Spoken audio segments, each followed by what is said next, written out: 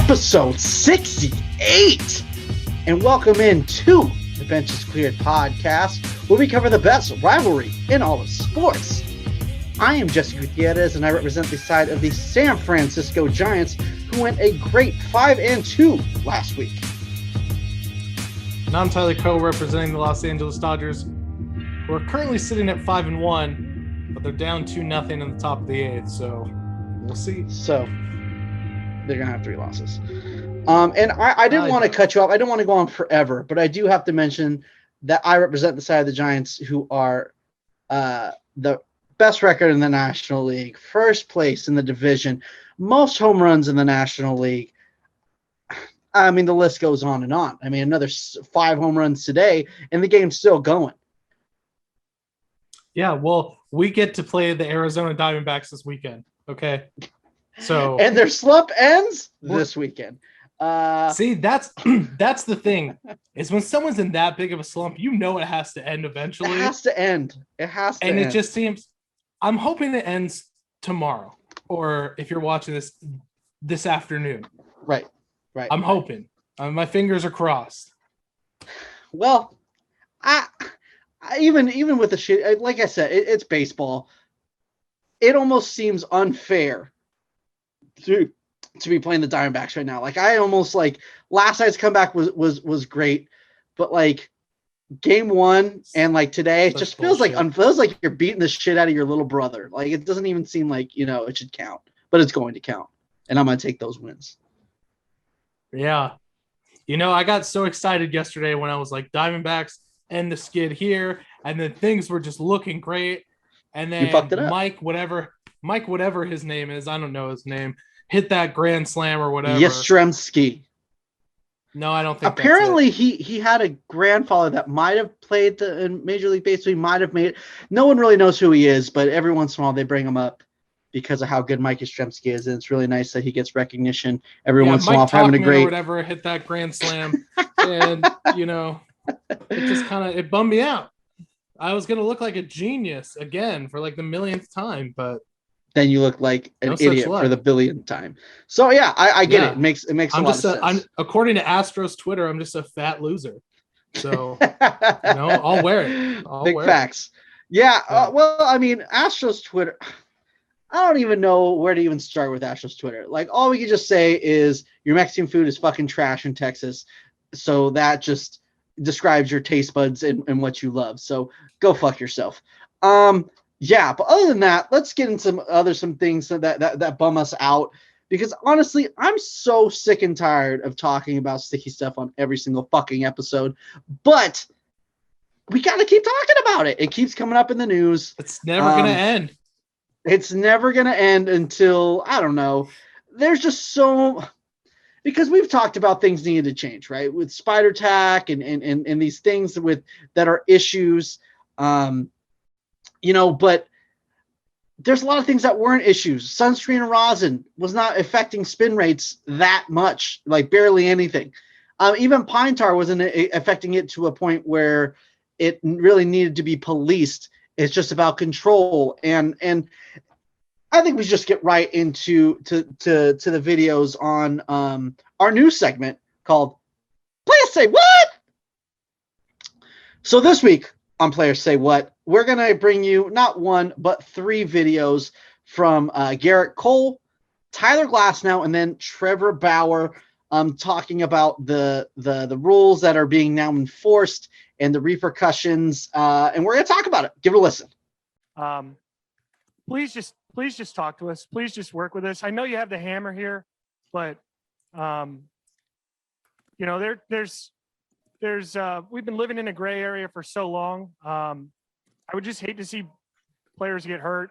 I would hate to see balls start flying at people's heads. I had a really tough time gripping the baseball tonight, especially early when it was windy. So 100% believe that contributed to me getting hurt. No doubt, without a doubt. I think it's ridiculous. I have used sticky stuff before. It's ridiculous that it seems like this whole public perception of oh, it's just like select few of people. Like your favorite pitcher probably 50 years ago was using something too. Like if you felt these balls, how inconsistent they were, like you have to use something. So in the past, my like substance of choice is sunscreen and rosin. Like just nothing egregious, something to where I can get a grip on the ball so it doesn't feel dusty. But 2 starts ago against the Nationals, I went cold turkey, nothing.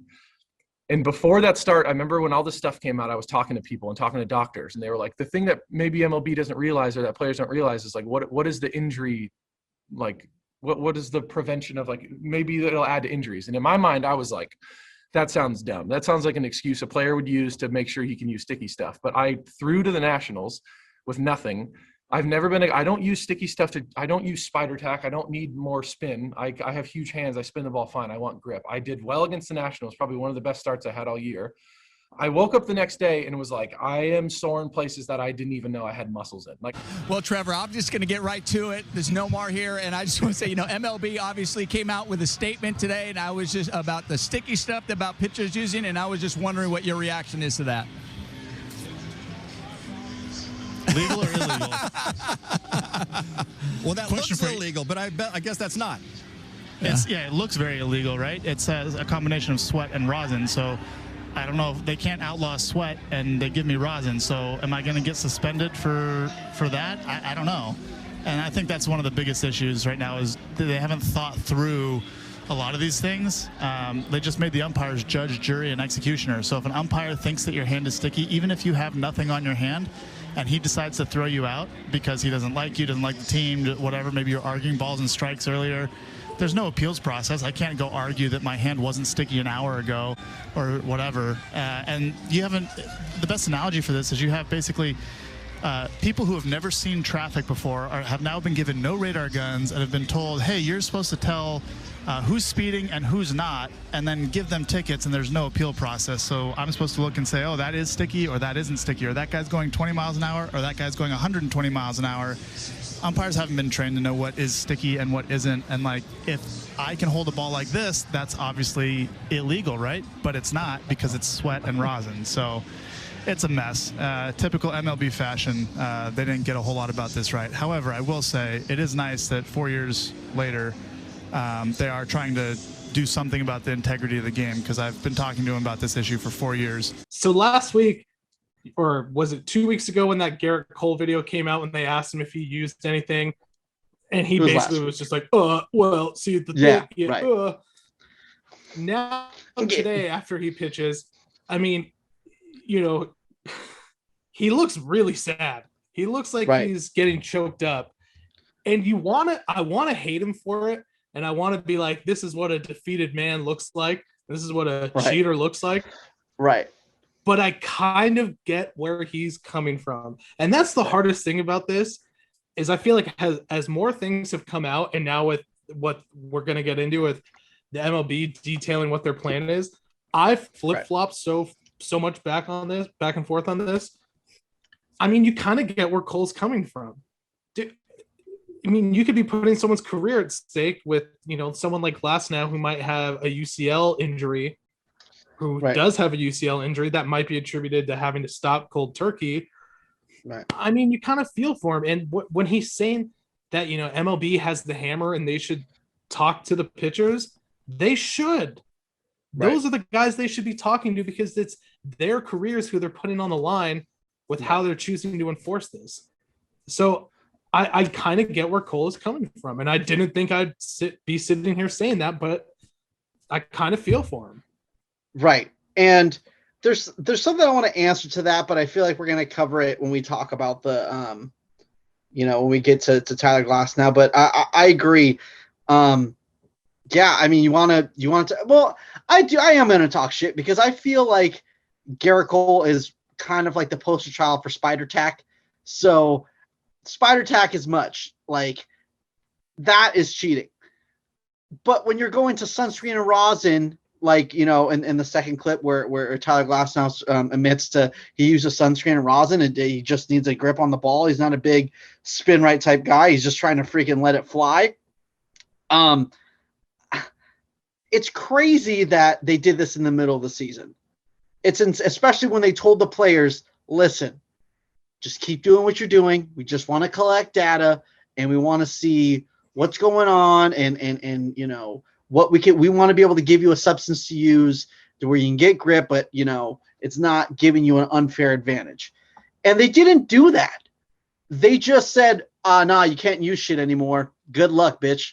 Like, it's insane. And I didn't even think about, now that we're on the Tyler Glasnow subject, I didn't even think about how it can affect the pitcher. Keep on talking about safety for the hitters, but the fact that he was like, listen, a doctor told me that, it's going to hurt me. And I'm like, that sounds like somebody just trying to say that they need, making an excuse. But he was like, then I'm sore in places I've never been sore before, because you have to hold the ball harder. You have to pinch it harder, and it strains your arm more.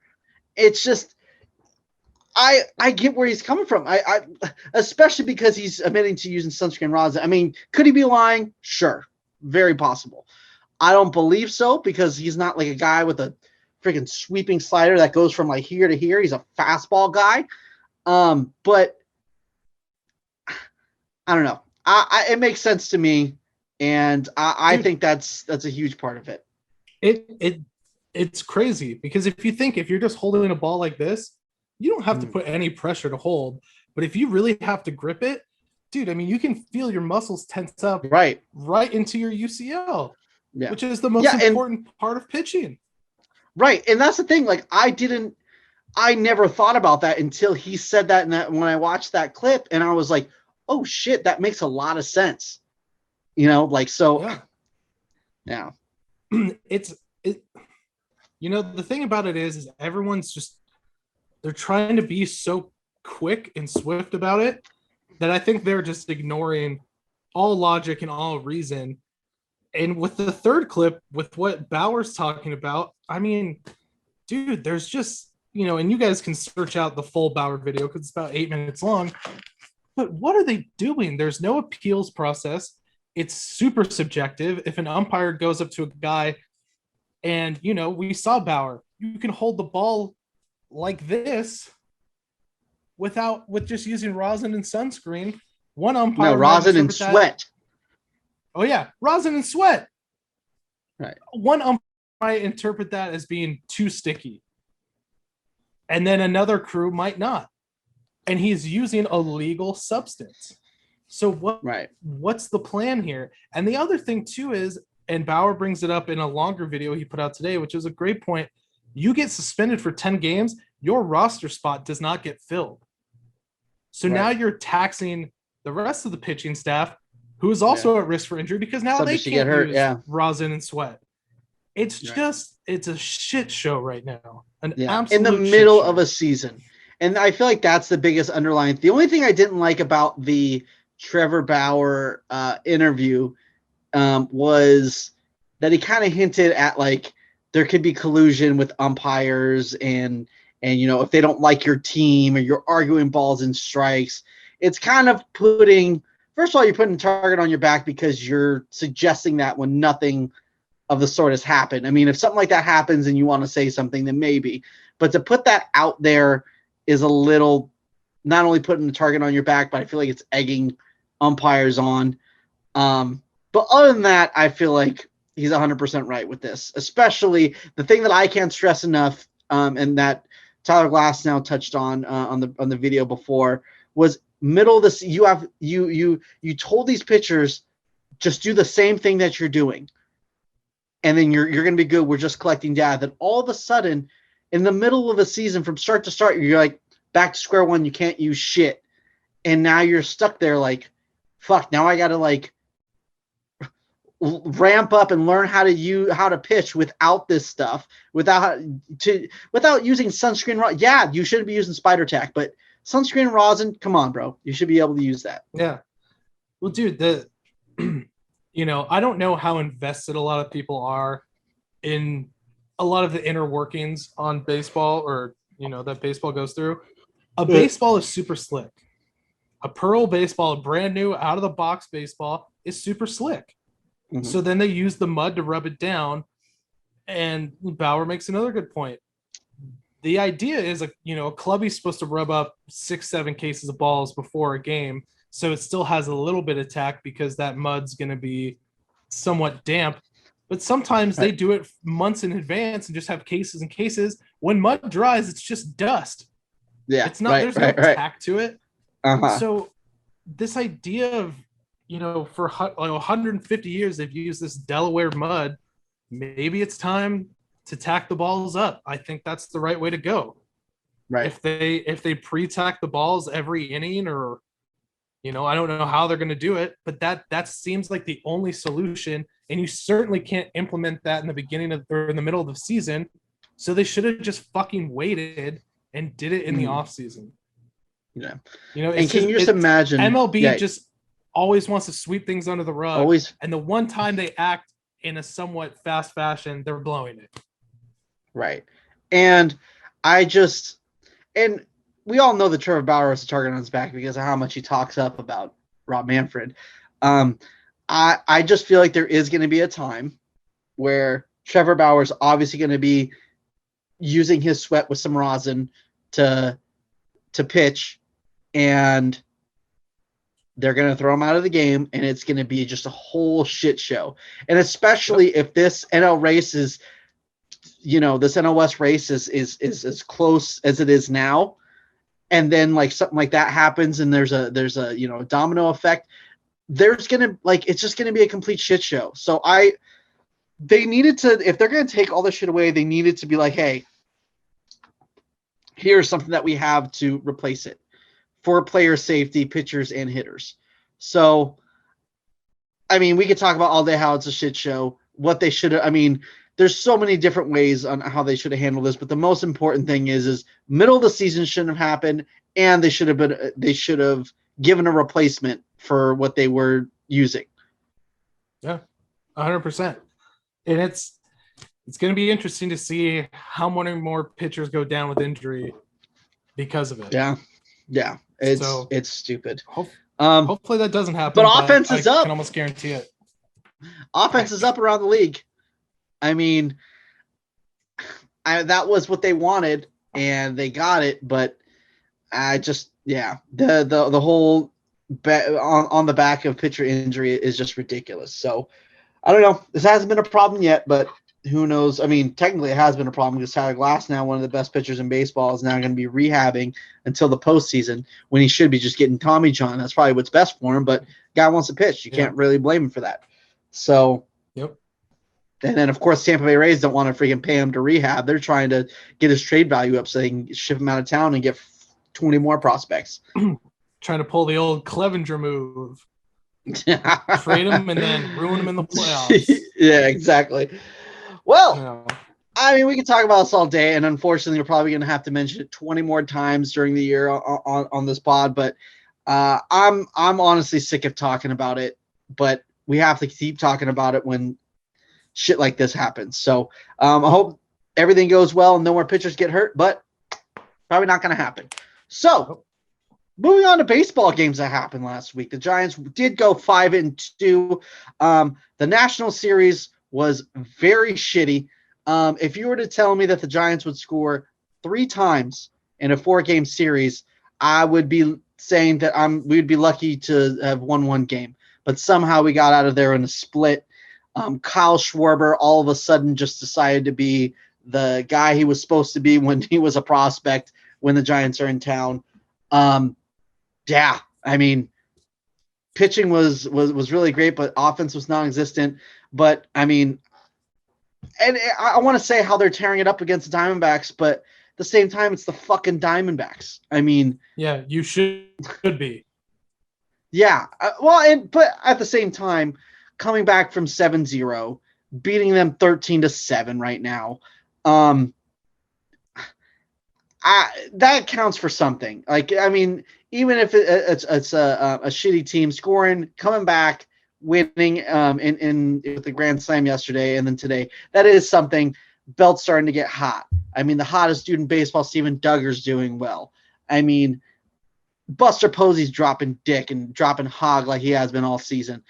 They're starting to come around, and I get it, but I'm not gonna lie. The next, whoever good team we're playing next with good pitching, I'm gonna be a little worried that we're gonna score 3 in an entire fucking series. So, yeah, I mean, I think that's pretty much what needs to be said about last week. It was very good. I don't want to be that guy. I'm not trying to complain, but I am kind of biting my nails at the offense when we face a good team.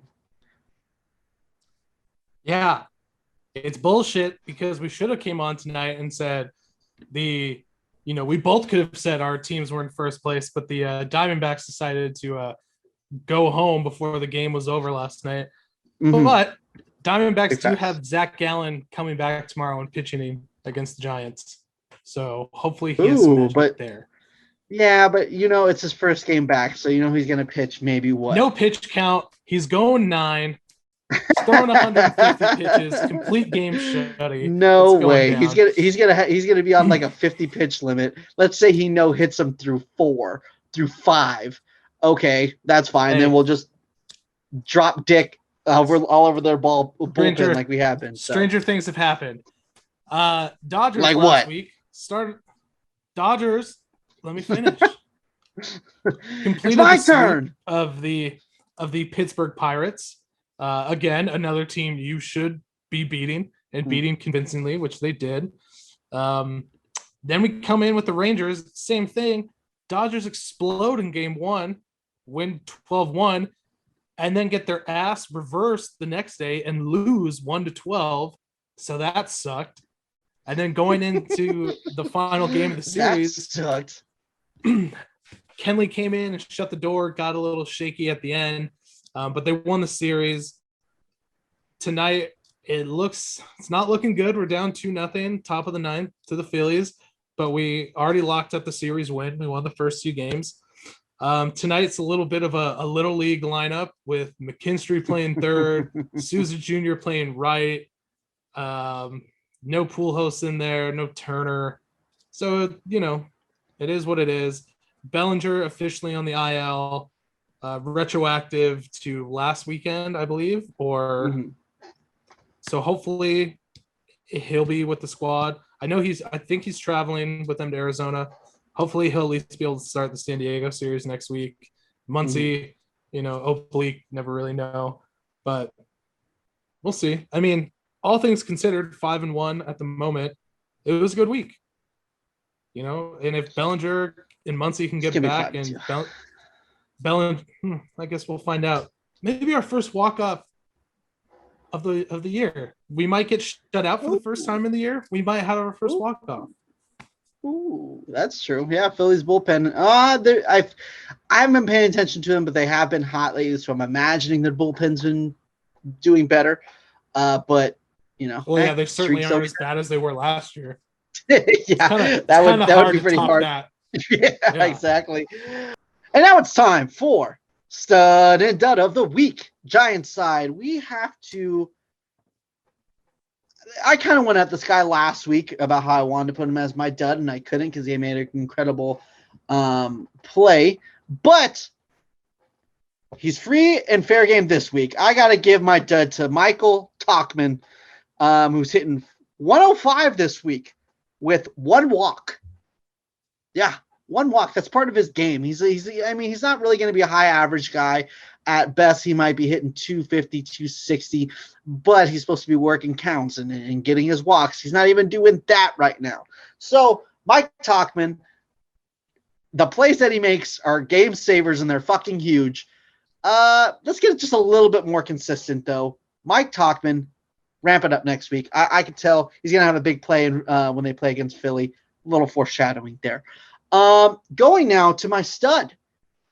I got to go with my man, Anthony DeScalfani Disco, with a complete game shutty in Washington. And then, 1 earned run and 5 innings in today's game. So he's got 14 innings, 1 earned run with 13 Ks. Gotta love it. Disco Inferno. Here it go. I don't know where to go from there because I'm not a rhymer. So, but yes, I tried my best.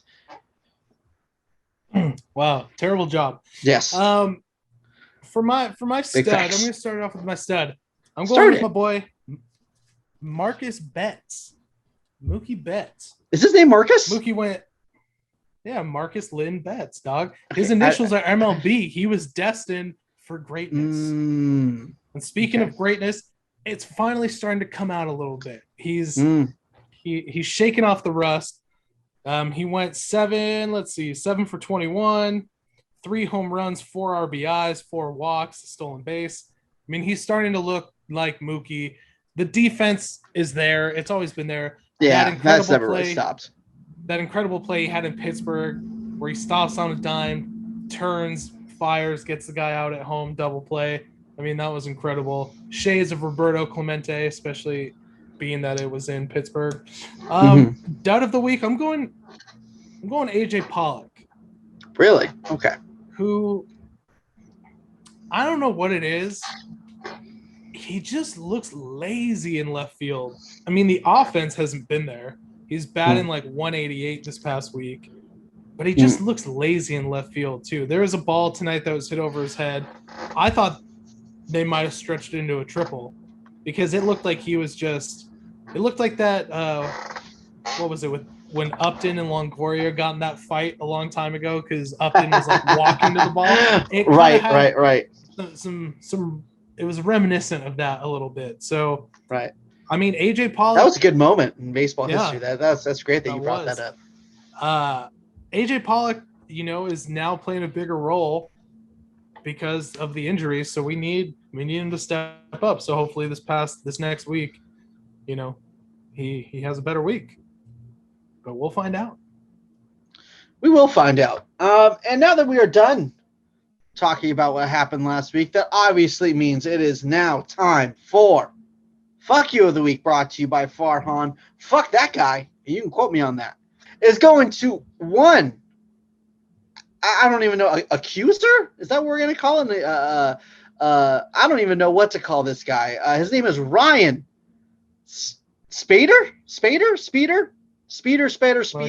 whatever the fuck his name is. This guy just came out with an article. With a series of tweets talking about how he has proof that the Yankees are cheated, that the Red Sox cheated, that the Dodgers cheated, and that Chase Utley is the biggest cheater of them all. I don't know if he's just on Houston's payroll or what the deal is, but he says he has all this proof, but his proof is, I talked to multiple sources. So basically, just trust me. And yeah, I know. I know everything. Like my dad can beat up your dad. Trust me. Believe me. Yeah. Yeah, those are some big accusations. Right. And to bring so many big accusations and not even present any evidence. So one, you don't even have concrete evidence.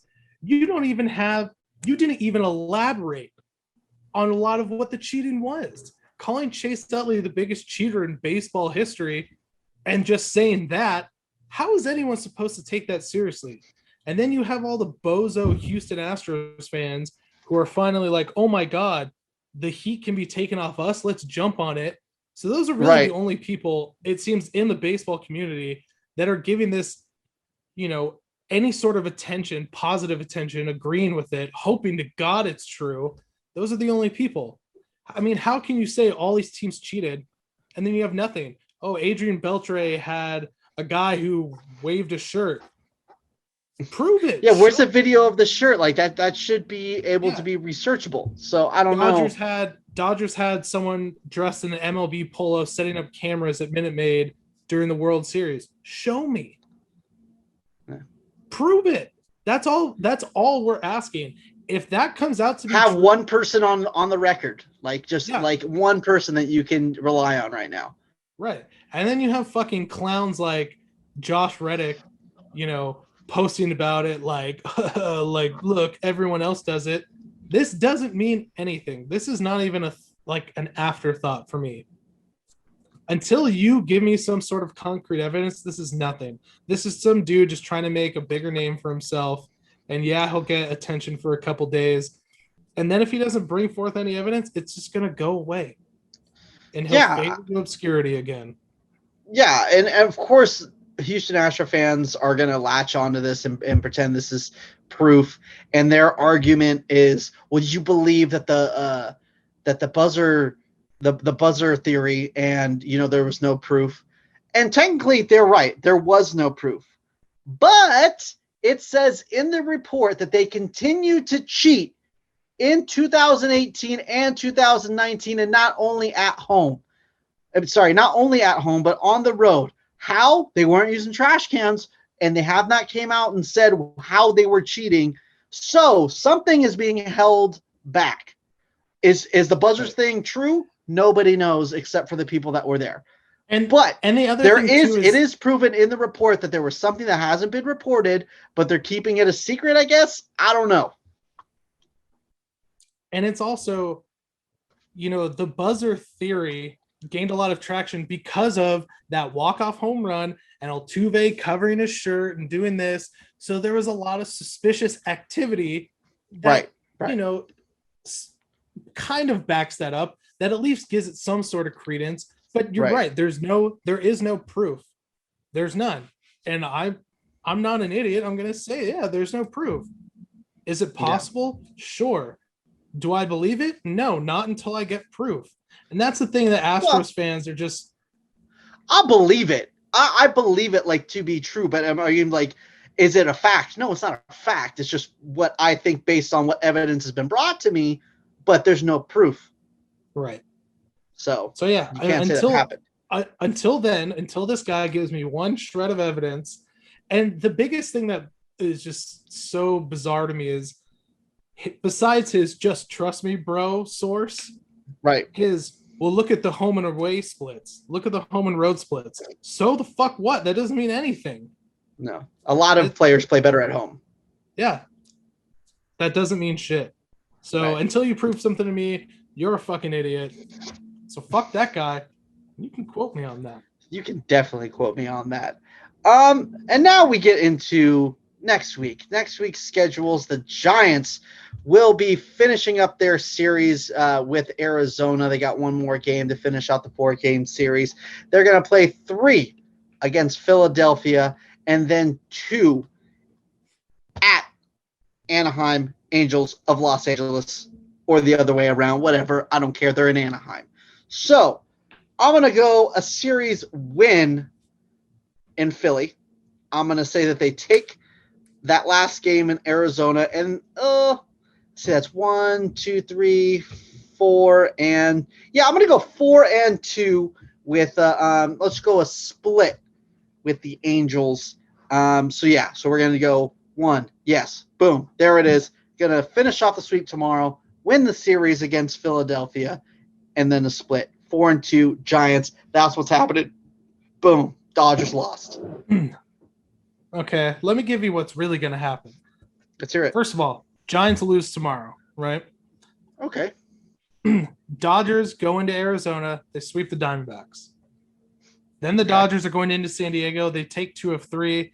It's so facto. Dodgers this time next week, half game up in the division. First place. My God. Here we go. They said it couldn't happen. But we're going to prove them wrong. I think Dodgers go 5-1. I think Arizona continues its losing ways, even though they're going to win tomorrow against the Giants. Right. Then they go back to losing 3 in a row. And then we take 2 of 3. San Diego's not looking good. No, they're not. They just got swept by the Rockies. They're now what? Both of us very happy. Yes. Well, lost 6 of 7, I believe. If I'm not mistaken. Yes, they lost the series against the Cubs, who the Giants just dick slapped. And Blake then Snell that was the last. Continues to look like absolute dog shit. Big facts. He has an ERA above 9 on the road. Big facts. And that went up today, which that has to be pretty hard to do. So, but that's pretty hard to Tatis, dog, he's the savior of baseball. So, there's that. The standings are looking great. I mean, San Diego Padres are now 6 games in back of the first place San Francisco Giants. Not a sentence that I thought was going to be said in June. What does it say? The 16th, 17th, when you listen to this. So, yeah. I just realized the Dodgers are now 2 games. 2 games back. The Dodgers just lost. So now the Dodgers are 2 games back.